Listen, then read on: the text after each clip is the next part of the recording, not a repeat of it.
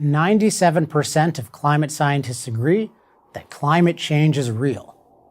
How many times have you heard that statement? Probably hundreds. It may seem like a compelling and scientific argument against fossil fuels, but it's one of the most illogical, unscientific arguments you can make. To see how, let's use this form of argument for another controversial product, vaccines. An anti-vaccine person approaches you and says, 97% of doctors say that the side effects of vaccines are real. What would you say in response? You'd probably say, yeah, but the benefits far outweigh the side effects. By saying that 97% of doctors agree that vaccine side effects are real, without mentioning any of the benefits of vaccines, the anti-vaccine activist is trying to get you to look at the potential dangers of vaccines out of context. When fossil fuel opponents say 97% of climate scientists agree that climate change is real, they are doing the same. Yes, using fossil fuels for energy has a side effect, increasing the amount of CO2 in the atmosphere. Okay, but what about the upside? In the case of fossil fuel, that upside is enormous.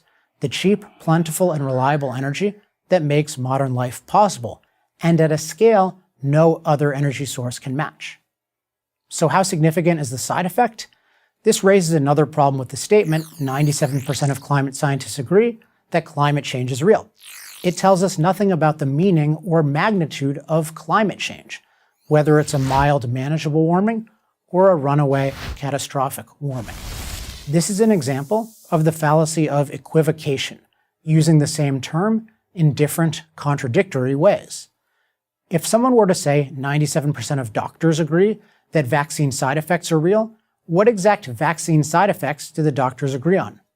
That a certain number of babies will get a rash? Or that large percentages will get full-blown autism? Precision is key, right? But fossil fuel opponents don't want you to know the precise magnitude of climate change, because if you did, you wouldn't be scared of climate change, you would be scared of losing the benefits of fossil fuels. For example, listen to how Secretary of State John Kerry manipulates the 97% of scientists line.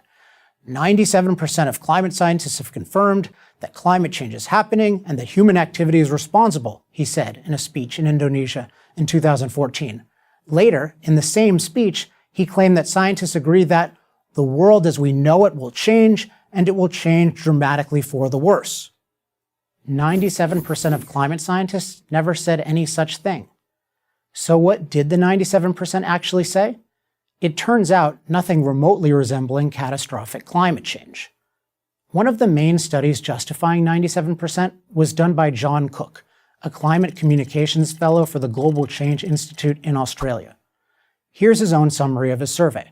Cook et al. Found that over 97% of papers surveyed endorsed the view that the Earth is warming up, and human emissions of greenhouse gases are the main cause.